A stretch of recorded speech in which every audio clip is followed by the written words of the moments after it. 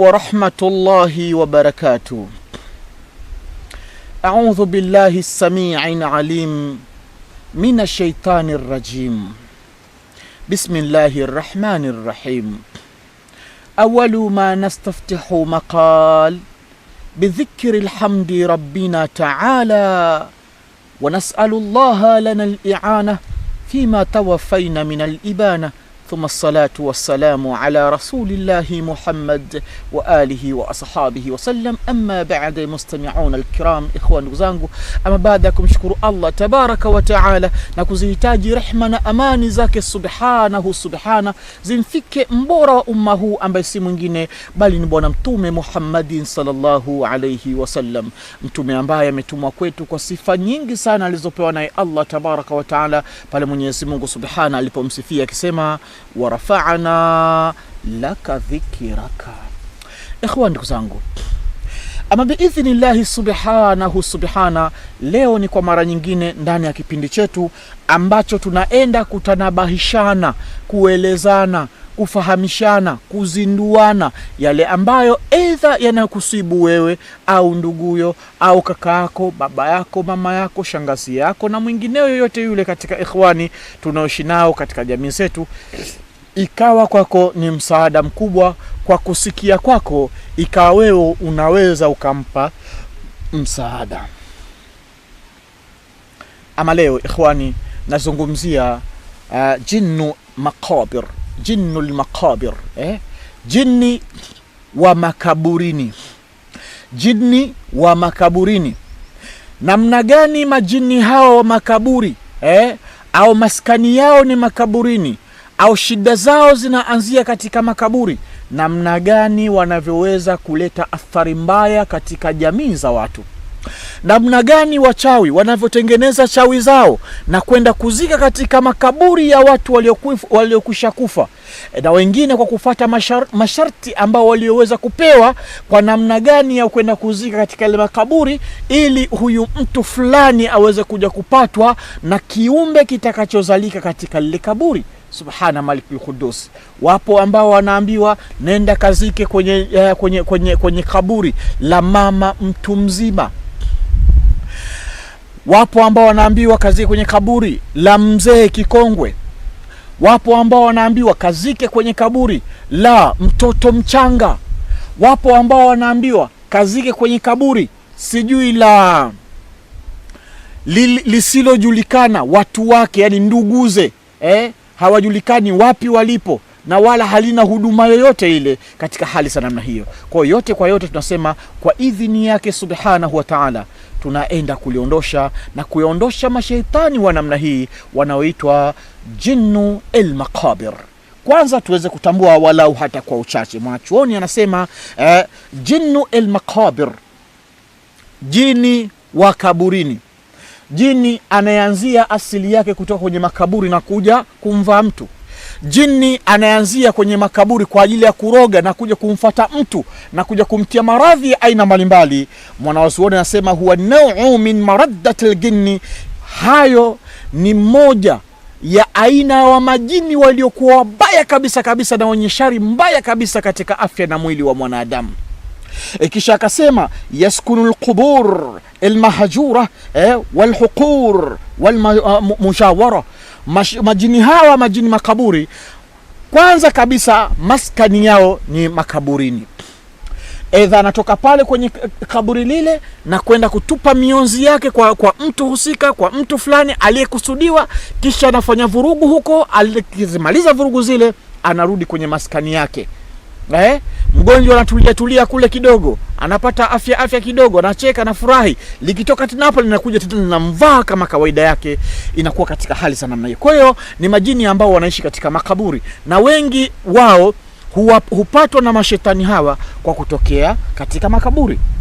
Na wengine tena makaburi yenyewe kuburu al-mahjura, makaburi yaliyohamwa kwa maana nduguze hawalijui kaburi la ndugu yao, wazazi hawajui kaburi la mtoto wao, wajomba hawajui kaburi la mtoto wa dada yake na kadhalika, katika hali za namna hiyo. Kisha lakini pia hawa mashetani wakati mwingine nao wanapatikana sehemu nyingine, wanasema walhuqul, au katika mashamba. Katika mashamba huko ndiko kunakopatikana mashetani kama hawa, wamezagaa sana maeneo hayo. Lakini pia walmujawara, lakini pia mujawarat, maeneo ya karibu karibu ya makaburi na maeneo ya karibu na mashamba ya open space, yenyewe ndio wanaenda kukaa katika hali za namna hiyo. Kwa hiyo tunaona namna gani watu ambao waliopatwa na majini makaburi. Mtu aliyepatwa na jini kaburi utamkuta kwamba hata lile shetani likiingia katika mwili wake linakakamaa katika mwili, na utakuta kwamba kama anajikaba kwenye koromeo utasema anataka kujinyonga afe. Na mkichelewa kweli linamkaba kweli. Yaani ni huyu ambaye alipandwa na ule shetani, kisha linachukua paka huyo mtu anaanza kutoa denda zinamiminika, ulimi unamtoka nje na ngata ulimi na kadhalika, vitu vya namna hiyo. Haya ni baadhi tu ya mambo ya majini makaburi. Kwa idhini yake tabaraka wa taala, haya ni maelezo maalum ambayo yanaelezwa na wanazuoni waliotangulia kabla yetu, wameona makubwa na wamefuata sunna na silsila za bwana Mtume Muhammad sallallahu alaihi wasallam kwa namna gani ya kuweza kuyaondosha mashaitani kama hawa, na watu wakabakia katika hali iliyokuwa nzuri kwa idhini yake na huruma yake, la ilaha illa Allah Muhammadur Rasulullah. Wakaeleza kama mwanachuoni huyu Usama Muhammad al-Audi akaeleza mimea hiyo, nami nikaweza kuikusanya kwa idhini yake tabaraka wa taala, nikaiweka katika package hii nzuri kabisa ambayo imekusanya mimea mujarabu sana ya kwenda kushinda, sio kushindana, kushinda au kumshinda jinnu makabir. Kwa hiyo wewe popote pale ulipo, ikiwa nawe utakuwa na jini makaburi, basi naambie Sheikh Khamis Suleimani, na mimi naitaka hiyo dawa ya jini makaburi ili niweze kwenda kuondosha shida zinazokuzunguka katika maisha yako. Lakini pia kwa dawa hii utaipata dozi kamili. Hii ina wenzake, sio hii peke yake tu, ina wenza wake, na nitakupa maelekezo kwa namna gani ya kwenda kutumia dawa hii. Dawa hii inatumika kukoga, lakini pia dawa hii inatumika kwa kufusha mwili na kuweza kuondosha matatizo. Lakini pia dawa hii inatumika kwa kula, kuyaondosha mashetani yaliyojificha katika mwili wako na kukufanya sasa umekuwa una maradhi ya kila aina, kana kwamba ni mtu mfu sasa, yani unaenda kupata matatizo ya aina mbalimbali. Majini makaburi yanaweza kusababisha maradhi ya aina mbalimbali mazito katika mwili wa mwanadamu. Lakini pia majini makaburi pia, jinnul makabir, jini wa kaburi anaweza kusababisha nuhusi za aina mbalimbali. Itategemeana jini huyo amekuvaa kwa lengo gani, itategemeana jini huyo kakuvaa kutokana na maapizo aliyoapiziwa na yule alienda kuzika chawi yake pale kwenye kaburi, akaapiza nini likupate wewe. Wapo walioapiziwa katika makaburi kwa sababu uje upatwe na nukusi, mikosi ya aina mbalimbali. Tena mwenyewe anasema kama jinsi ninavyozika hapa uchawi huu kwenye kaburi hili, tena kaburi lenyewe halijulikani na mwenyewe ni nani, basi ndivyo fulani bin fulani aende akakumbane na nuksi, na shetani huyu atakayetoka hapa na kwenda kumvaa, basi amtie nuhusi na asitamanike kama jinsi watu wasivyomtamani maiti huyu aliyelala hapa. Asitamanike wala asipendwe kama jinsi maiti huyu alilala katika kaburi hili, hapendwi na nduguze wala hata ndugu zake waishasahau kama kuna ndugu yetu kazikwa pale. Ni kasam tu, ni viapo mwanzo mwisho. Mwili wake ukafe, nyota yake ikafe, bahati yake ikafe kama alivyokufa huyu mtu. Ikiwa kama huyu mtu anaweza kang'ara, akarudi tena duniani akang'ara na kufanya mambo yake kama alivyokuwa hapo awali, basi na huyo bwana akang'are. Na kama huyu hana uwezo kung'ara, na wallahi asiende kung'ara. Watu wanakuazimia katika hali za namna hiyo, watu wanakuapizia katika hali ya namna hiyo, watu wanakufanyia insiraf, yani ile haya nendeni mkafanye kazi katika hali ya namna hiyo. Sasa yote kwa yote tunaenda kuyatibia kwa dawa hii inaitwa jinnu makabir, jini makaburi, itaenda kutibia kwa idhini yake subhanahu wa ta'ala. Ikhwani zangu, lakini namna gani basi unaweza ukamfahamu mtu ambaye anasumbuliwa na jini makaburi?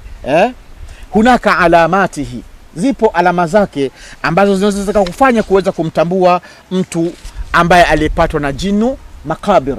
Ama alama ya kwanza tunasema dhuhuru buqa'in hamra'i au damamil hamra'i fil badani ma'a hajat ila harshi shadidi ghidda. Asema mtu aliyepatwa na tatizo hili la jini makaburi, kwanza atakuwa rangi yake, atakuwa anatokelezewa na buqa hamra, yani vidoti doti vyekundu, viperepere ambavyo vinavia damu. Yani ni kipere ambacho kikifinya hakifinyiki, unasema hakijaiva hicho, lakini pale ulipokifinya au kabla hata hujakifinya kimekuonyeshea kama kimevia damu. Sasa vinakuwa ni vingi katika mwili wako. Katika hali ya namna hiyo, sambamba na harshu zile, unakuwa unajikuna, una miwasho mapajani humu, unamkuta mtu kwenye mapaja humu, viperepere vimemtokea, yani anakuwa anajiwasha, anajikuruta kweli kweli, yani mwili una vidoti doti katika hali za namna hiyo. Na dalili hiyo au athari hiyo ya jini huyu makaburi, vipere hivyo vinakuwa haviishi kwa haraka. Unaweza kujikuta umetumia dawa za kila aina za kizungu za namna gani, lakini haviishi. Na hata kama vikiisha, vinakuwa na sumkali, vimeacha vidoti katika mwili wako. Hiyo ni alama ya kwanza kabisa inaweza ikamtokelezea mtu ya kumjulisha kwamba wewe umepatwa na jini makaburi. Fanya haraka ukapate tiba. Na moja ya tiba inayopatikana ndani ya nyumba ya tiba na dua ni hii, tumeikusanya kwa idhini yake tabaraka wa taala, iende ikakutibie na ikakuondoshe shida hizo kwa uweza wake muumba wa mbingu na ardhi. Ama dalili ya pili ambayo itakayokujulisha kwamba umepatwa na jini makaburi, tunasema isabatil marid bil ashi al-layli. Bil ashi al-layli ni ile kupatwa na maradhi, isabati al-marid, maradhi. Mgonjwa huyu kila ifikapo usiku yeye ndo anaumwa, kila ifikapo usiku yeye ndo mgonjwa. Na wengine utasikia nakwambia, mimi kila inapofika usiku ndio kichwa kinaniuma, kila ifikapo usiku ndio tumbo linauma, labda kila ifikapo usiku ndio miguu inawaka moto namna hii, kila ifikapo usiku ndio mapigo ya moyo yanaenda, pressure ndio imepanda kweli katika hali za namna hiyo. Jua hiyo ni jini makaburi. Lakini muda mwingine mchana, asubuhi, dhuhuri yuko vizuri tu, inapofika usiku ndio kazi imeanza. Na mgonjwa namna hii ikikaribia usiku anasema, Mungu wangu sijui leo itakuwaje mimi. Kashinda mchana akiwa furaha na burudika, lakini ikifika usiku kwake ni tatizo. Mwambie aje apate dawa hii, inaitwa jinnu makabur. Makabir, jini makaburi, tutakupatia na itakufikia popote pale ulipo kwa idhini yake tabaraka wa taala, insha Allah. Lakini pia alama ya pili ya kumjua mtu ambaye anasumbuliwa na jini makaburi, mwanachuoni anasema ahyana tamsiku aljinni ahada a'dha'i kaliyadi aw ar-rijl. Asema wakati mwingine jini huyu makaburi anaweza kamkamatilia vyema mgonjwa wenu, ukakuta akakamatilia aidha mikono yake au akakamatilia vyema aidha miguu yake, na ukamkuta mgonjwa mikono imekakamana namna hii, utasema kama anapatwa na ile nini wanaita stroke, sio? Shida ni nini? Na baadaye unakuta inamwachia, anakaa katika hali nzuri. Au ni miguu imekaza, miguu imekakamaa, miguu imekamata kweli kweli, kuinuka hawezi, kusimama hawezi, kukaa hawezi, kuswali hawezi, kurukuu hawezi, katika hali za namna hiyo. Hii ni dalili mojawapo ya kutambulisha kwamba unaye jini makaburi, ndiye anayekuandama katika maisha yako. Jipatie dawa hii ili kwenda kuondosha maradhi hayo ya kimwili na hata yale maradhi ambayo yasiyoonekana, kama maradhi ya nuksi, mikosi, mabalaa ya aina mbalimbali, shida za aina mbalimbali, zote zinaenda kuondoka kwa tatizo kwa dawa hii inaitwa jini makaburi. Dalili ya tano tunasema sukhunati fil badan. Aliyepatwa na jini makaburi anakuwa na ile sukhuna, yani kama ujoto, kuchemka mwili, achemka mwili kweli kweli, yani unasema sasa nimepatwa na malaria au homa yangu ni homa kali, lakini kumbe si homa. Unaweza kuhangaika huku na kule kutafuta dawa za homa kali, malaria, lakini haiondoki, inakuwa katika hali za namna hiyo. Ama dalili ya tano tunasema ru'yat al-mauta wal-qubur fil manami au ihsasi biduni ajal, au ihsasi biduni al-ajal. Asema ru'yat al-mauta ni mtu kwa analala anaota maiti, kalala usingizi anaota maiti, maiti zinamjia zinamfanyia ucheketu fulani hivi. Asema jamani, usi fulani alishakuisha kufa huyu, mbona nifuatafuata mimi usingizini? Mbona tena anakuja kuniambia njoo twende, njoo. Yani vitu vya namna vya ajabu tu vinaweza kuwa vinamtokelezea mtu, anaota wafu na anaona edha wapo katika hali yao ya ufu, au akawaota wapo katika hali yao ya ufu, lakini kama wamerudi katika maisha ya kidunia, uhai wa kidunia, akawa anaota katika hali za namna hiyo. Kwa hiyo ukimsikia anasema mimi mbona naota maiti, watu wanakufa au najiona kama nataka kufa vile, huyo ana jini makaburi, huyo anayemsumbua. Lakini pia dalili zinginezo ambazo tungeweza kuzieleza ni nyingi sana za jini makaburi, kulingana na muda tu unakuwa utoshelezi. Nije kwenye sababu. Zipo sababu ambazo zimeelezwa na zipo nyingine ambazo sitaweza kuzieleza kulingana na muda wa kipindi. Naona na kameramani anampigia time. Asema sababu iqtiranihi bil insan, sababu ya jini makaburi kukutana na mwanadamu, au sababu ya jini makaburi kumuingia mwanadamu katika mwili wake. Kwanza, surahu fil maqabir, mtu huyu kupiga makelele katika makaburi, au asihr, uchawi, kurogwa. Ndio nikazungumza kwamba mtu ameenda kurogerezewa katika makaburi, na ukirogerezewa katika makaburi, yani wewe umekwisha shekhe, kama hujapata msaada wake la ilaha illa Allah kama huu tunaoutangaza hapa, umekwisha. Kwa maana ndio tunarudia tena, yani kazi zitaharibika kwa sababu tuna jini makaburi. Mvuto wako utaharibika kwa sababu una jini makaburi. Nyota yako itafifia kwa sababu jini makaburi limetangulia mbele. Hakuna kitakachoongoka kwako. Hata unayeahidiana naye, unasema kwamba kesho kunakuwa na kazi ya hivi na hivi, twende tuonane kesho kwa ajili ya ile kazi, lakini baada ya maongezi ndio habari zimeisha khalas. Au mtu umempigia simu, mmeongea na mmekubaliana jambo, basi lile shetani lenda kuharibu kule na kumtia roho ya mfifio yule mtu, tena hataki tena, ameghairi. Sasa baka unajiuliza, sasa mashetani wanajuaje? Wanajua, mashetani wanajua. Wallahi mashetani wanajua yote tunayoweza kuyafanya, na ndio maana wanaweza kutudhibiti. Na Mungu Allah tabaraka wa taala anasema alladhi yuwaswisu fi suduri nasi minal jinnati wan nasi. Ushahidi huo kwamba jini anajua kile kilichopo kwa mwanadamu anachokinong'ona. Sema anajilinda kwa Mwenyezi Mungu kutokana na majini mashetani wanaoleta wasiwasi. Fi suduri nasi, katika vifua vya watu unakuwa na wasiwasi tu, wahaka tu, sijui nikimbie, sijui nifanye hivi, yani hivyo. Maana yake wanachuoni wanasema katika alladhi waswisu fi suduri nasi minal jinnati wan nasi, hapa wanasema shetani au jini anaweza akajua kile unachokinong'ona katika moyo wako. Sasa unamkimbiaje? Ukipanga mikakati na mchumba wako, tayari lenyewe limeshajua. Ukiwa na mpango unawaza kwamba ngoja niende kwa bwana fulani nikamwombe msaada, lenyewe limeshakutangulia mbele. Kabla hujafika tayari limeshamtia chuki yule. Ukiingia tu, yani anakuwa kama takataka fulani hivi. Ukitoa shida yako hata itatuliki wala hisikiki. Unajishangaa, mimi shida yangu iko wapi? Kumbe unalo kikulacho kinguoni mwako, unatembea nacho kwenye mipango yako, kwenye shughuli zako, kwenye biashara zako, kwenye utafutaji wako. Yani hata ujipodoe vipi, hata ujipambe vipi, hata uwe na vyeti kiasi gani, vya chuo gani, lakini kila unapoenda lenyewe lishakutangulia kule na kuatilia tu chuki. Basi utaambiwa njoo kesho kutwa, njoo kesho kutwa. Ndio unachoishia katika hali ya namna hiyo.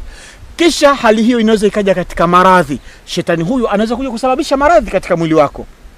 Ndio wale tuliyosema. Sasa moja ya sababu tunasema sihr, uchawi.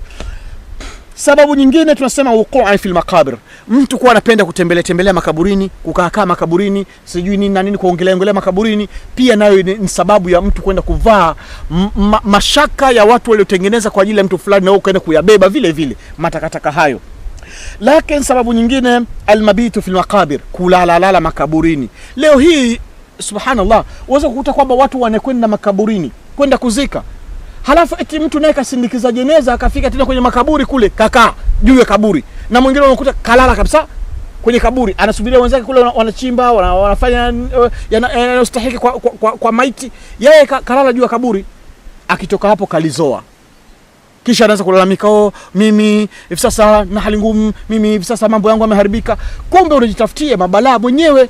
Pamoja na yote hayo, inatakiwa utibike kulingana na dawa yetu hii, inaitwa jinnu makabir. Wewe naambia tu Sheikh Khamis Suleimani, wapi nitaipata jinnu makabir, jini makaburi? Nitaenda kuiondosha kwako na ukabakia salama insha Allah.